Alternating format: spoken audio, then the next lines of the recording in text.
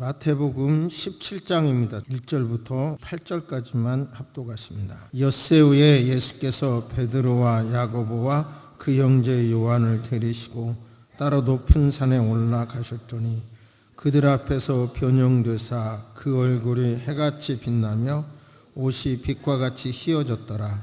그때에 모세와 엘리야가 예수와 더불어 말하는 것이 그들에게 보이거늘 베드로가 예수께 여쭈어 이르되 주여 우리가 여기 있는 것이 좋사오니 만일 주께서 원하시면 내가 여기서 초막 셋을 짓되 하나는 주님을 위하여 하나는 모세를 위하여 하나는 엘리야를 위하여 하리이다. 말할 때에 호련히 빛난 구름이 그들에게 덮으며 구름 속에서 소리가 나서 이르시되 이는 내 사랑하는 아들이요 내 기뻐하는 자니 너희는 그의 말을 들으라 하시는지라. 제자들이 듣고 엎드려 심히 두려워하니 예수께서 나와 그들에게 손을 대시며 이르시되 일어나라 두려워하지 말라 하시니 제자들이 눈을 들고 보매 오직 예수 외에는 아무도 보이지 아니하더라. 아멘. 하나님께서는 모든 사람에게 은사를 주십니다. 할렐루야. 여러분에게 하나님께서 주신 은사가 있음을 믿으시기 바랍니다. 그런데 태어나서부터 잉태됐을 때부터 살아오는 과정 속에 사람은 나쁜 기질이 생겨요. 그것은 개인뿐만 아니라 어떤 단체, 예를 들어 새소망교회, 대한민국 이렇게 어떤 단체에도 시간이 지나면서 나쁜 기질 같은 게 생깁니다. 그리고 어떤 어려운 그런 상황을 대처하기 위해서 페르소나, 거기에 살아남기 위한 또 다른 어떤 것을 만들어가요, 사람은요. 이런 문제가 나쁜 것이 확 일어나면 암 같은 경우도 다 암의 요소가 있지만 저항력이 약해지면 확 일어난다잖아요. 그런 것처럼 우리는 좋은 성향이 계속 발전해 가야 되지 나쁜 성향을 고치지도 않고 어느 순간에 확 그 나쁜 성향이 지배해 버리면 개인도 단체도 망하게 됩니다. 좀 예를 이게 얼마나 중요한 예인가를 먼저 말씀을 드리고 싶은데요. 그래야 본문에서 하나님의 음성을 정확히 들을 수 있기 때문입니다. 구체적인 사례로 말씀을 드리면 닉슨 대통령 있잖아요. 미국의 닉슨 대통령. 그분이 어렸을 때 끝없이 우는 아이였다 그래요. 끝없이 달래도 잘 멈추지도 않고 잘 울면서 그러면서 더 관심을 자꾸 가지려고 하고 관심을 갖도록 호들갑 떨기도 하고 환심을 갖지 못했을 때는 저는 어쩌면 이렇게 번역했나 그 책에서 인용하는 건데요. 할 정도 의아했는데 교활할 정도로 머리를 썼다 그래요. 리처드 닉슨 어릴 때. 그 닉슨의 어머니는 남편의 여러 차례 계속된 사업 실패와 그 다음에 그 닉슨의 형제 2명이 죽었는데요.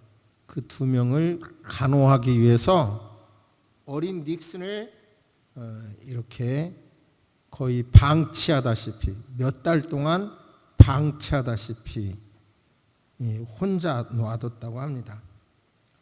이제 그런 환경에서 살아나기 위한 페르소나 말하자면 어떤 환경에서 살아남기 위해서 본인의 나약함을 숨기고 극복할 방법을 모색하면서 어떤 페르소나를 만들어냈다는 거예요.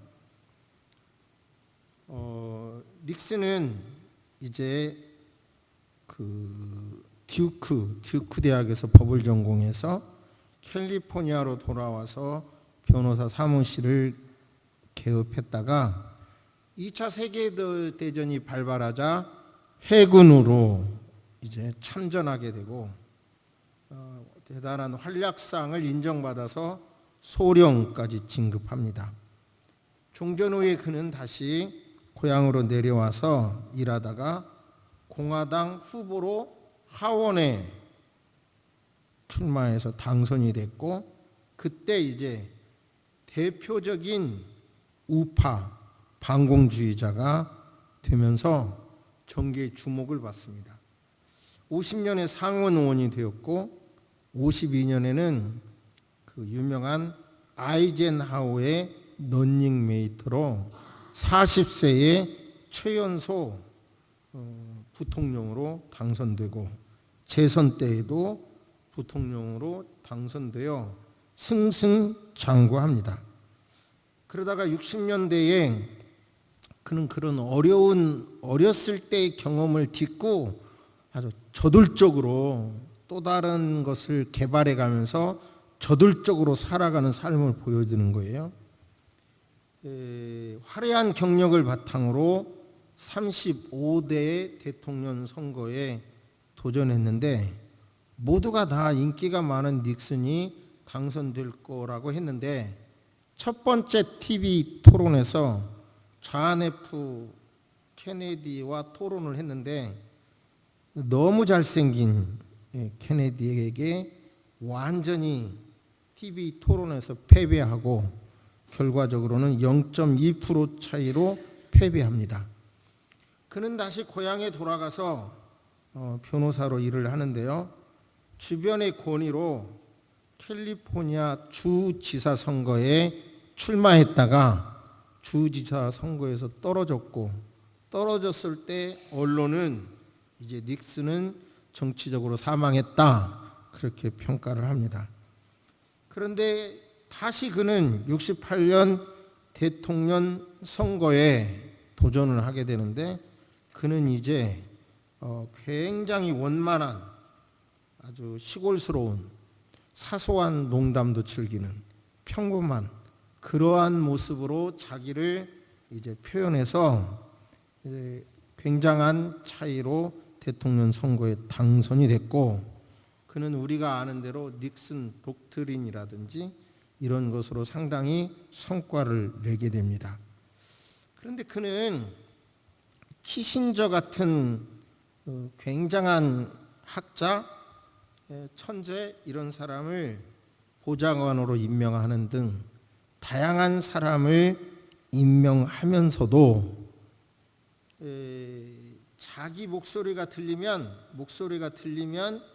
테이프가 작동되는 비밀 녹음 장치를 백악관 곳곳에 설치하게 됩니다.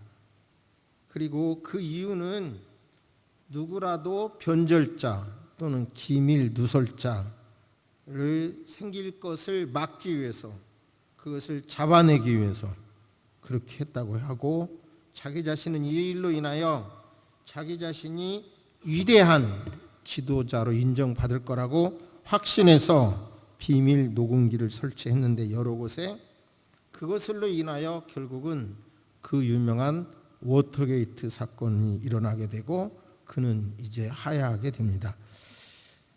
그의 연설문을 작성했던 레이 프라이스는 이렇게 말합니다.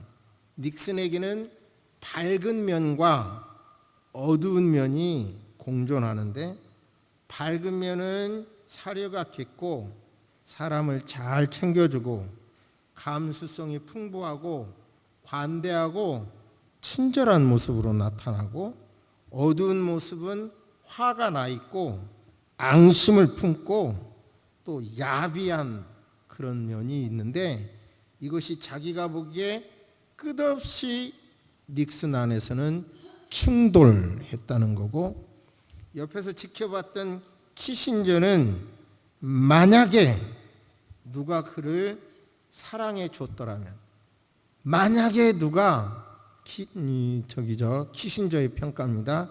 닉슨을 글을 읽어보니까 키신저는 닉슨의 그런 요소까지도 잘 이용했다고 하는데요. 사랑해 줬더라면 과연 어떤 사람이 됐을까 그래요. 닉슨은 자기 자신의 약점을 완전히 부정하고 보좌진들에게 한 번도 울거나 원한을 갖거나 남들이 자신을 어떻게 생각하는가 신경 써본 적이 없다고 말하지만 보좌진들은 끝없이 그런 것에 너무 많이 신경을 썼다는 것입니다. 그러니까 그는 어마어마한 노력, 재기, 추진력 이런 걸 가졌지만 어렸을 때 가졌던 그 상처를 끝내 치유하지 못해서 결국은 워터게이트 사건으로 하야하게 됐다. 이런 평가입니다.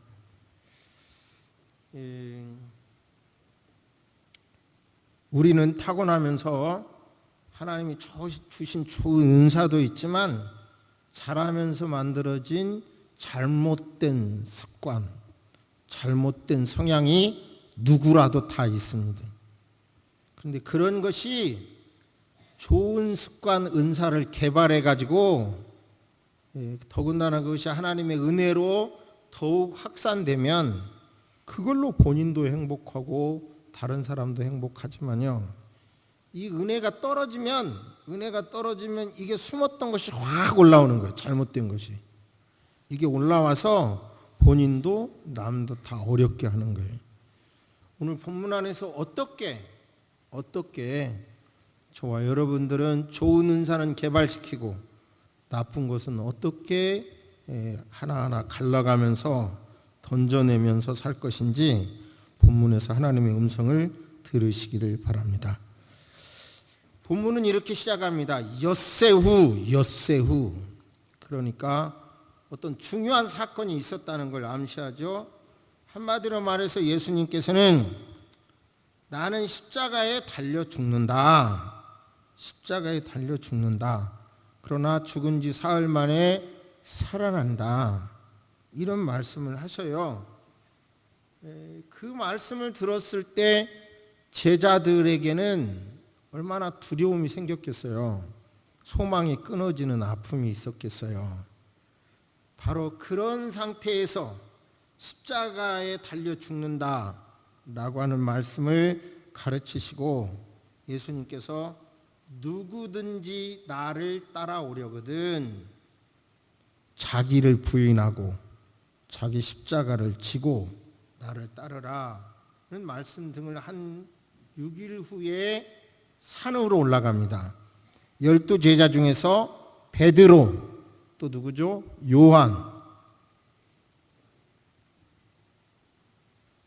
이름을 바꾸니까 혼동하죠. 베드로, 야고보, 요한. 야고보와 요한은 형제예요. 이 세 명을 데리시고 우리는 변화산이라고 이렇게 말하지만 성경 본문은 그냥 높은 산이라고 말해요. 그 높은 산에 가서 변화를 하게 되는데 2절에 보사 그들 앞에서 변형되사 그의 얼굴이 해같이 빛나며 옷이 빛과 같이 휘어졌다라고 말하는데 누가복음에서는 대화하는 내용이 기록돼요. 대화하는 내용은 어떻게 십자가에 달려 죽고 어떻게 살아날 것인가의 이야기를 하셔. 예수님이 변형됐는데 이 변형은 이제 성경 원어는 외부가 변형됐다는 단어가 있고요. 내부가 변화됐다는 단어가 있는데 이 둘이 다 변화됐다는 단어를 쓰고 있어요. 그러니까 외형도 내면도 완전히 변화된 그런 예수님의 모습을 보게 된 거죠. 그러자 베드로가 예수님께 말씀을 드립니다. 정확히 목적이 주여 우리가 여기 있는 것이 좋사오니 베드로 자신이 그 변화산에서 있는 게 좋다고 생각해서 그것을 유지하기 위하여 초막 셋을 주께서 원하시면 제가 초막 셋을 짓겠습니다. 그래서 하나는 주님을 위하여, 하나는 모세를 위하여, 하나는 엘리야를 위하여 하겠습니다. 이렇게 말하는 거예요. 그러니까 천국의 모습이죠. 더군다나 거기에 모세는 구약의 율법, 엘리야는 구약의 예언자의 대표로서 구약의 대표적인 인물이 예수님께 와서 경배하는 모습으로 대화하는 게 너무 좋은 거죠. 천국의 모습이 좋으니까 여기 있고 싶은 것입니다. 그때 이제 구름이, 영광스러운 구름이 그 변화산 위에 그들을 덮고 구름에서 소리가 납니다. 이는 내 사랑하는 아들이요 내 기뻐하는 자니 너희는 그의 말을 들으라. 이런 소리가 들려요. 물론 제자들은 심히 두려워하게 되죠. 여기서 중요한 것은 바로 이 제자들은 예수님을 따랐죠. 베드로 말고 그 두 형제는 야고보와 요한은 그의 어머니가 예수님 왕이 되시군요. 하나들은 우편에 하나들은 좌편에 우리나라 말로 영의정 좌의정을 세워주세요 이랬잖아요. 그들의 관심은 땅인 거예요. 그들의 관심이 예를 들어서 16장에서 보면 예수님께서 바리새인과 사두개인들의 말에 대하여 대답을 하자 제자들이 이렇게 말해요. 우리가 떡 가져온 것을 잊었네. 요렇게 도로 해석을 육체적인 한계를 벗어나지 못하는 해석을 해요. 그러자 예수님께서 말씀합니다. 그런 뜻이 아니고 아직도 오병이어를 체험하고 아직도 떡 7개로 먹인 그 사건을 4,000명을 먹인 사건을 체험하고도 아직도 그 의미를 못 찾냐? 내 말은 바리새인과 사두개인의 누룩, 그들의 잘못된 사상, 고쳐지지 않는 사상을 주의하라는 말이다. 그렇게 예수님은 말씀해요.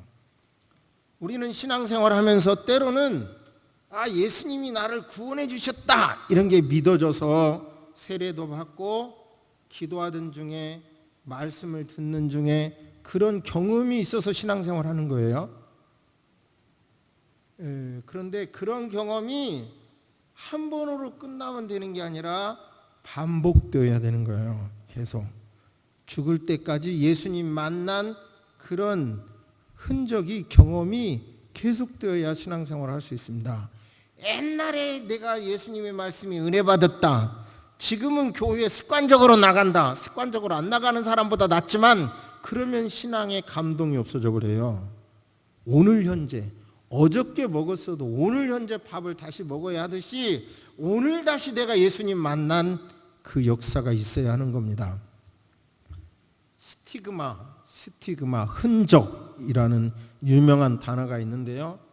옛날 노예에게 주인이 도망 못 가게 뜨거운 불에 이글이글 달궈진 인두로 보이는 곳에 팍 지져요. 그러면 흔적이 남습니다. 화상이 흔적으로 남아요. 그 흔적을 말해요. 스티그마가. 그런데 말 같은 데다가도 말에다가도 내 것이라는 것을 표시하기 위하여 그런 도장을 남기죠. 흔적, 스티그마를 남기죠. 근데 그 스티그마가 교회 안에서는 성흔, 하나님이 주신 흔적이라는 단어로 변형됩니다. 한번 따라서 하십니다. 하나님이 내게 주신 흔적. 그러니까 우리는 예수님이 나를 위하여 구원을 받았다. 예수님이 나를 위하여 기도하신다. 예수님이 역사하셔서 이 사건이 일어난 것이야 라고 하는 흔적이 있어야 합니다. 그 흔적이 계속 반복되기를 주의 이름으로 축복합니다. 그 반복이 어려우면 늘 새로운 사건만을 추구하다가 보면 또 이상해요. 과거에 일어난 사건도 기억하시면서 감사하시기를 바랍니다. 이번 주에 우리가 매일 성경 묵상하면서 요단강을 건널 때 법궤를 맨 제사장들이 요단강에 들어가라 그러잖아요. 들어가니까 물이 딱 끊기잖아요. 그리고 12도를 취하여, 한 지파에서 한 명씩 12도를 취하여 그것으로 탑을 쌓으라 그러죠. 그리고 그 탑은 시간이 지난 다음, 세월이 지난 다음에 너의 자손들이 묻거든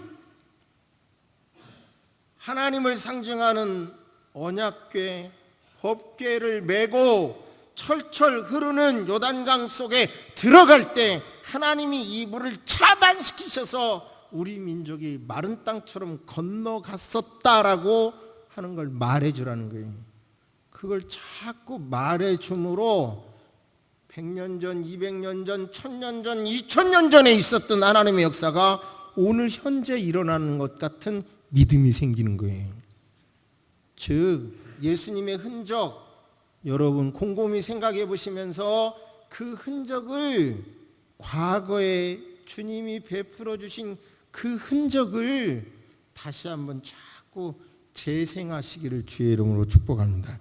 그게 우리에게 주신 뇌의 놀라운 능력이에요. 그러니까 지난주에도 월요일 날부터 주말에는 태풍이 있을 거라는 예고가 있었고, 그 예고가 있을 때마다 저는 우리 교회 옥상에 건물 지은 다음에 건물 설계사가 지은 것은 그 아래까지거든요. 근데 그 위에다가 탑을 세웠어요, 추가로. 그런데 그게 바람 불 때마다 사실은 두려워. 저거 무너지면 어떡하지? 그게 덜 두렵거든요. 근데 이번 주에도, 지난주에도 태풍이 분다고 하니까 또 그거가 사실 약간 염려가 됐는데요. 그러나 그 엄청난 최고의 태풍이다 어쩌다 해도 어쨌든 제주도나 전라도 쪽은 큰 피해가 있었다는 보도도 있지만 또 한 번 지나갔잖아요. 우리의 인생도, 우리나라에도, 교회에도 여러분 어떤 어려움이 있어도 저와 여러분이 믿음을 가지시면, 하나님이 지켜주실 것이라고 하는 믿음을 가지시면, 두려워하는 제자들에게 이처럼 변화산상을 경험을 하게 하신 주님의 그 사랑과 관심에 대하여 알아차리시면 여러분요, 그 광풍이 또 한 번 스무스하게 물러가게 될 줄로 믿습니다. 그 믿음을 갖는 게 중요한 거예요. 자꾸 반복해서. 저는 개인적으로 잘못 오해하시면 안 되는데, 주님을 만나는 이 흔적, 변화산상의 경험을 필요하다 말씀드렸고, 또 계속 그런 경험을 추구하면 안 된다는 말도 설명을 좀 잘하고 싶은 거예요. 지금요, 이미 지난 과거를 반복하면 그 믿음이 생기는데 또 다른 역사만 계속 추구하다가 보면 신앙이 이상해지니까, 이미 주신 것만도 감사하면 이미 하나님이 빵의 문제든 나른 문제는 다 해결해 주신다는 믿음을 드리고 싶은 거예요. 그래서 저는 예를 들어서 어디 가서 맛있는 음식을 먹어보면 사람들이 다음에 여기 꼭 또 와야 되겠다 그래요. 꼭 또 와야 되겠다고. 그러면 저는 그때마다 다음에 또 오면 이 맛이 안 납니다 그래. 초를 쳐요. 그리고 실제로 가보면 다음에 또 가면 그 맛이 안 나요. 그죠? 그냥 좋은 경험은 기억으로 남는 게 축복이죠. 이제 이런 경험이 다 있지 않겠어요? 제가 초등학교 때 좋아했던 여학생이 있는데, 나중에 목사님, 사모님이 돼서 전라남도 무안지방에서 목회한다는 말을 듣고 동창들을 꼬드겨서 그 동네까지 가서 그 사모님을 불러서 만났어요. 그랬는데 만나고 난 다음에 경험은 참 그때 안 만났어야 하는 건데 내 기억 속에 아름다운 소녀였는데 만나고 난 다음에는 그냥 늙은 아줌마 할머니더라고요. 그래서 내 꿈이 깨져버렸어요. 그러니까 무슨 얘기냐면, 내가 만난 경험을 간직하면 되는 거예요. 그리고 매일 말씀을 통해서 내가 순종해 가면서 되는 거예요. 그러나 아무튼 예수님 만난 흔적이 있기를 바랍니다. 남이 그랬다 하지 말고 나의 삶 속에 주님이 도와주셔서 이 사건이 일어났다라고 하는 흔적을 가지시기를 주의 이름으로 축복합니다. 그것이 없는 사람은 광풍 앞에 흔들려요. 내 경험으로, 내 간증으로 주님이 도와주셨습니다. 그 간정이 있어야 된다. 그런 말씀입니다. 이런 흔적을 경험한 베드로는, 물론 베드로는 이 앞에서도 사람들이 나를 누구라 하더냐? 그러자 어쩌고 저쩌고 대답을 하자 베드로가 주는 그리스도시요 살아계신 하나님의 아들입니다. 딱 고백하니까 최고의 칭찬을 하잖아요.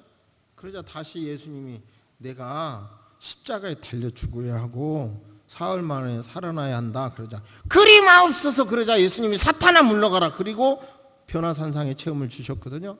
이후에도 베드로는 실수를 하지만 이런 경험을 통해서 결국은 지도자로 성장하게 되고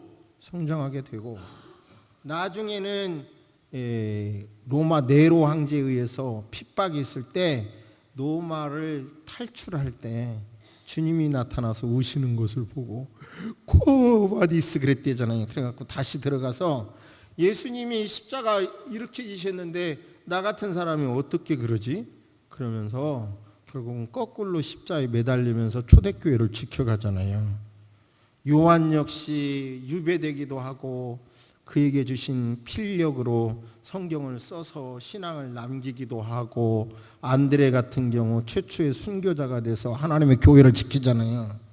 이런 나름대로의 스티그마, 주님과 함께 하신 그 놀라운 경험이 이런 신앙의 힘을 이끌어갈 수 있으니 여러분이요, 여러분의 삶에 있었던 경험을 끄집어내셔서 다시 감사하시고 그리고 여러분의 삶에 또 다른 어떤 일이 있을지라도 하나님께서 지켜주실 것이라고 하는 믿음을 가지시기를 주의 이름으로 축복합니다.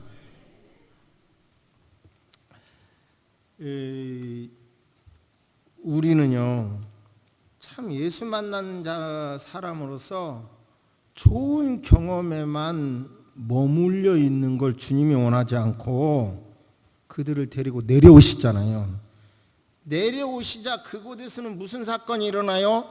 예수님과 세 제자가 높은 산에 올라갔을 때 어떤 사람이 15절에 보면요 간질로 심히 고생하여 자주 불에도 넘어지며 물에도 넘어지는 아이를 예수님 제자들에게 데리고 왔는데 못 고쳤어요.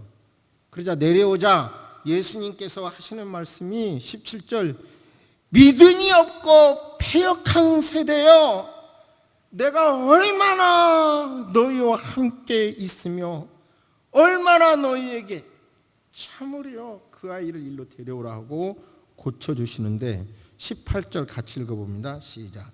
이에 예수께서 꾸짖으시니 귀신이 나가고 아이가 그때부터 나으니라. 저를 보세요. 현대 과학, 현대 지식을 내려놓고 단순히 성경 논리만 따릅시다. 아이가 불에도 넘어지고 물에도 넘어졌는데 그 일이 누구 때문에 일어났다는 거예요? 본문은 분명히 귀신이라는 거잖아요. 귀신이 나간 다음에 정상이 되는 거예요. 현대 과학이 뭐라고 하든 귀신, 악한 영은 우리 시대에도 역사예요. 우리는 우리끼리 좋은 자리에서 머물러만 있으면 어느 틈에 우리의 은혜의 능력은 상실하고요.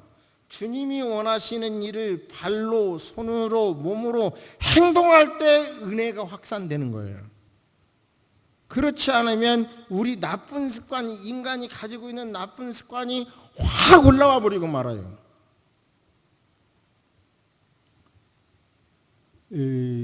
저는 신학을 공부할 때는 이렇게 몰랐는데요. 법을 공부해 보니까 대한민국이 이렇게 기독교적인 바탕 위에 세워졌구나라는 것을 법을 공부하고 알았어요. 그런데요, 지금 우리 세계가, 우리가 살고 있는 이 세계에서 가장 악한 영이 역사하는 곳은 저는 북한이라고 생각합니다. 왜 그러냐?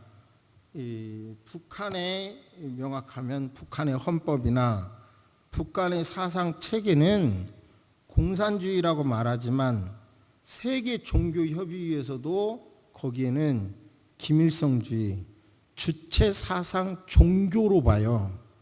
다시요. 제 말이 아니라 세상 종교 협의회에서도 북한은 주체 사상 종교 집단으로 봐요. 나라로 봐요.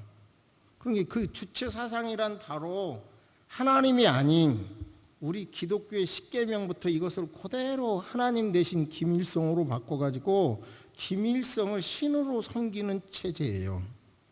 그러니까 저는 누가 뭐라 해도 공산주의, 아니 사실은 공산주의보다 더 정확한 단어는 북한은 바로 주체 사상에 김일성을 신으로 섬기는 종교 집단이다 이렇게 보거든요. 그러니까 결국은 우리는 그 역사가 우리 기독교인으로서는 그 내려와서 뭐 할 거냐, 지금 내려와서 이 시대에 2019년 이 사태 이 상황에서 뭐 할 거냐, 저 집단이 복음으로 해결되고 저 주체 사상으로 통일이 아니라 정말 자유가 있는 통일이 이루어지도록 기도할 절대적인 사명이 있다고 저는 믿습니다. 할렐루야. 지난주에 베트남에 취직한 현진이가 와가지고 물어봤어요. 네 무슨 뭘 느끼냐? 그랬더니 제 친구들은요 거기 베트남 상황을 보니까 우리 자유민주주의가 얼마나 좋다는 걸 자기는 알겠는데 친구들은 전혀 감이 안 드는데 모른다는 거예요. 무슨 얘기인지도 모른다는 거예요. 그 감을. 이승만 대통령은 감옥에서 하나님을 만났고 계속해서 전도해서 바로 거기를 한성 감옥을 복당이라고 부르는데요. 그곳에서 많은 사람을 전도하게 되고 전도한 사람들과 함께 우리나라 건국을 하는데 함께 하게 됩니다. 이승만 대통령은 이렇게 말합니다. 건국 이념의 근간은 기독교로 나라 세우기 혹은 기독교 입국론이라고 표현을 하는데요. 그가 말했던 교화는 교육보다 높은 차원의 종교적인 도덕적인 함의를 지닌 말이었습니다. 전지전능하신 하나님의 힘을 빌려 백성들의 마음을 다스리고 변화시켜야 한다는 거죠. 그는 이제 최초에 1948년 5월 31일 대한민국이라는 나라를 건국하고 첫 재헌 국회를 개회할 때 했던 말을 소개합니다. 대한민국 독립민주국은 제1차 회의를 여기서 열게 된 것을 우리가 하나님에게 감사해야 할 것입니다. 종교 사상이 무엇이든 어떤 종교를 가졌든 누구나 오늘 당에 오늘 현재 사람의 힘으로 된 것이라고 자랑할 수 없을 것입니다. 이 날을 맞이하면서 이건 하나님이 도왔지 사람으로 이런 현상이 왔다고 말할 수 없을 것입니다. 그러니까 하나님께 감사를 드리지 않을 수 없습니다. 먼저 우리가 다 성심으로 일어나서 하나님에게 우리가 감사를 드릴 터인데 윤여정이 아니네요. 이윤영 의원 나오셔서 간단하게 기도해 주세요. 이렇게 이 나라를 시작합니다. 그러니까 우리나라 헌법이나 이런 것을 말할 때요.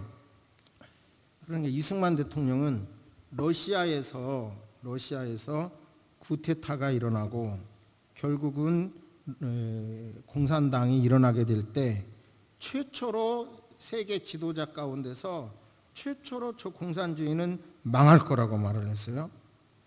그리고 그 예언은 이루어졌어요. 그 이유는 바로 공산주의는 성경에 반하는 하나님의 뜻에 반하는 사상이기 때문에 그렇습니다. 그러니까 북한은 김씨 가문을 태양신으로 섬기는 종교고요.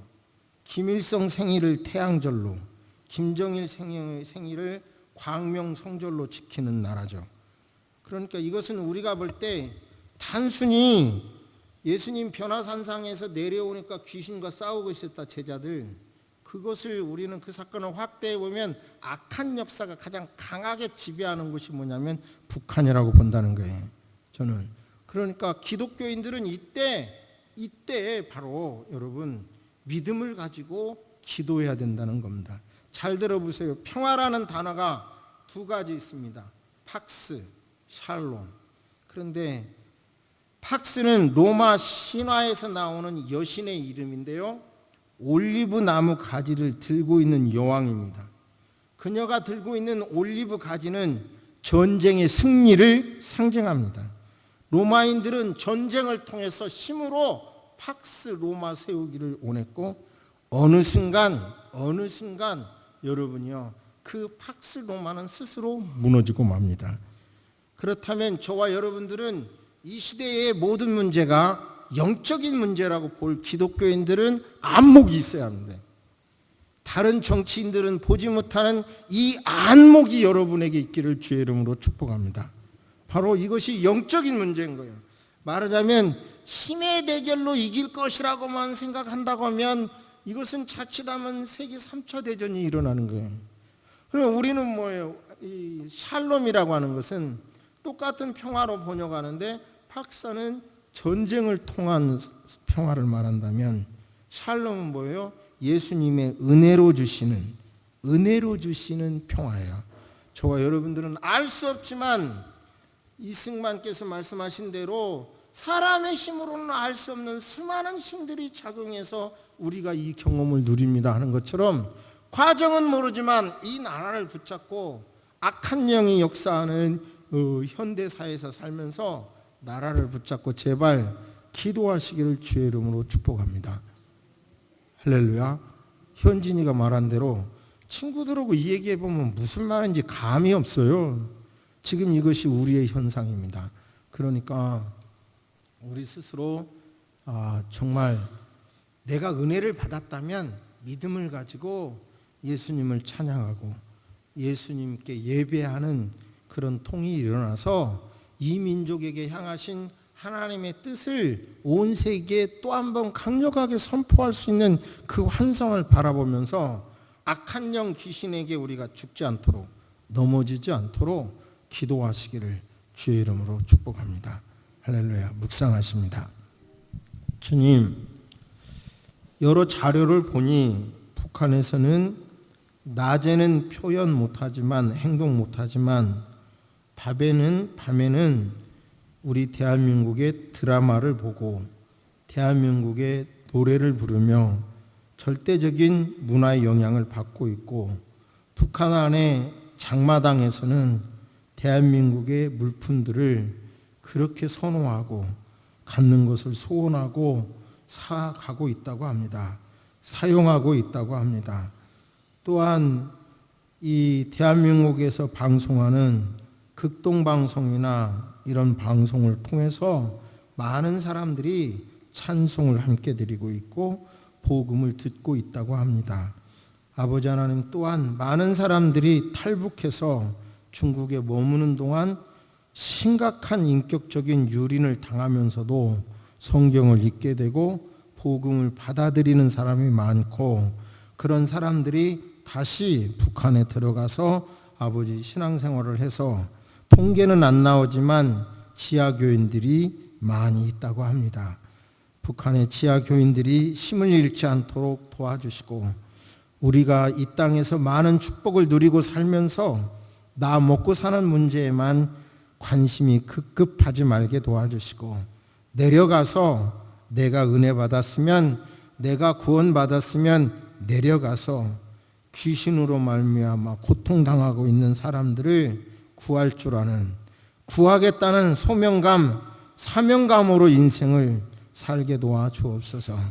아무 의미 없이 살지 말게 도와주시고, 내가 살아가는 이유가 바로 아버지 하나님의 뜻과 일치하는 데 목적을 두고 살아가는 우리가 되게 하여 주옵소서.